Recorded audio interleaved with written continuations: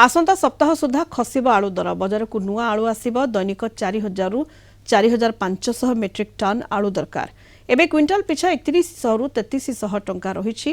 खाउटी स्वार्थ को गुरुत्व देवा व्यवसायी कर्तव्य नीति नैतिकता सच्चोट रहिबा दरकार। आलू दर नहीं सरकार सहित कोनोसी आलोचना होई नाही। जेउठी दर अधिक रहुछि सेठरे संघ को जणांतु बोली कहिसेंती व्यवसायी महासंघ संपादक सुधाकर पंडा।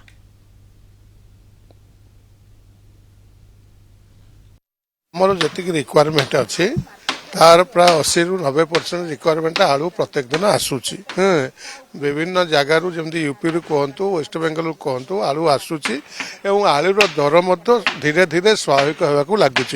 आगामी गोटे सप्ताह भितर आलूर दर स्वाभाविक हो संभावना अच्छी एवं बर्तमान सुधा 3000 रु 3500 टन डेली आसूची एवं आम आशा करूँ दिन दिन आमदानी बढ़िबो एवं बढ़ला पर निश्चित बजार में गोटे स्टेबल परिस्थिति आसी पहुँच।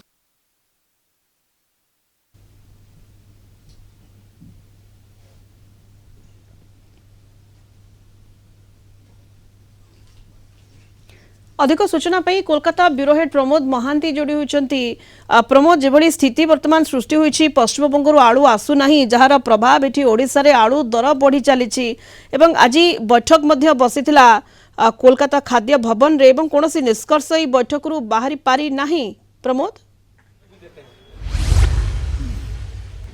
देखो सोनिता जे वर्तमान जो परिस्थिति सृष्टि होती पश्चिमबंग ओडिशा बा अन्य राज्य को केबे आलू देव ता वर्तमान भविष्य ही कहब।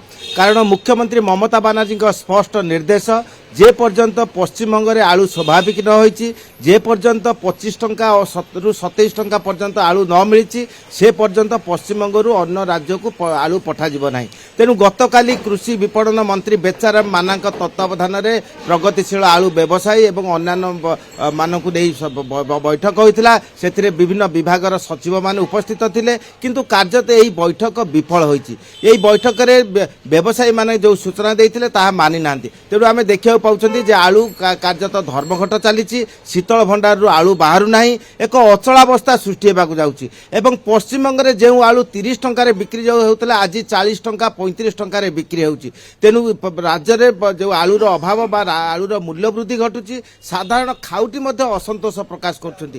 तेणु यही परिस्थिति को मुकाबिला पाई सरकार विभिन्न भाव चेष्टा चलाउची। तेबे यह सत्य जे जो व्यवसायी माने आलू धर्मघट करछंती शीतल भंडार मालिक माने आलू धर्मघट करछंती सेतिरे वर्तमान सीपीआईएम रो प्रतिशत हाथ रही बोली प्रचार होउची। तेबे सीपीएम तृणमूल कांग्रेस बहु समर्थक मध्य अछंती। तेणु सेमाने राज्य इच्छा नथिले सुद्धा राज्य सरकार निर्देश को सेमाने अनुपालन करबा पाई बाध्य होउचंती। तेणु भिन्न पथरे बा संगठन जो सिद्धांत को ग्रहण न करी सेमाने मध्य किछि आलू गला बाट देकर पठाउचंती। गला बाट दे प्रमोद आसुची किंतु पश्चिमबंग सरकार को जो निष्पत्ति ताकू विरोध करा जाउची व्यवसायी संघ पक्षरु एवं सेमाने मध्य धर्मघट को ओल्हाइचंती। तेणु ये जो अचलावस्था आलोचना होइतिला जहाकी विफल है कौन निष्कर्ष बाहरी पारला नहीं किभली भाव में अचलावस्था दूर हेब सरकार पक्षरु कोन उद्यम चली। प्रमोद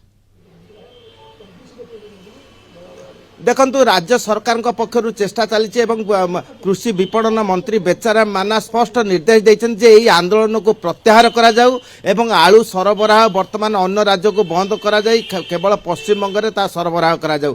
किंतु व्यवसायी माने ताको मानिबा पई चाहंती नाही सेमाने आंदोलन रे अटल अछंती एवं सबुठारु गुरुत्वपूर्ण विषय जे शीतल भंडार रु आलू बाहर करा जाऊ नाही जहा द्वारा शीतल भंडार रे आलू नष्ट होबा को बसছে। कारण नूतन आलू 2000 जानुआरी मास प्रथम सप्ताह द्वितीय सप्ताह आसब।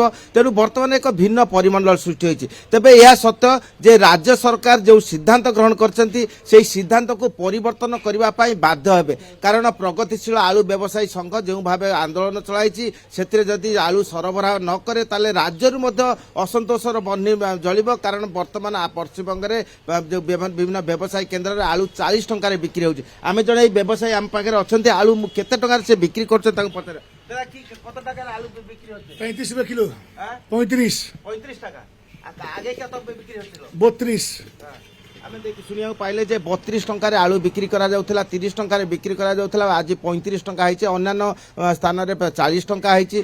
तेबे यही मूल्य वृद्धि कार्यतः साधारण खाउटी माने मानिबा पई चाहती नाही तेणु सेमानक मध्यरे मध्य असंतोष सृष्टि होईछि तेणु मुख्यमंत्री जो सिद्धांत नैचंती एवं जहाकु प्रगतिशील आलू व्यवसायी संघ विरोध करछि निश्चित यही परिवर्तन हेबो एवं ता समय अपेक्षा कारण शीतल भंडार जदि आलू न बाहरे कौन समाधान रास्ता बाहरुची पश्चिम बंगरे ममता सरकार एवं जो व्यवसायी संघ जो भाव में मुहांमुही होइछंती धर्मघट को ओह्लाइछंती एपटे ओडिशा को आलू जोगाण होई पारु नाही जार प्रभाव मध्य पड़ुछि ओडिशा रे दर बढ़िबारे लागिछि दर उपरे लगाम लागि पारु नाही बहुत बहुत धन्यवाद आपनको।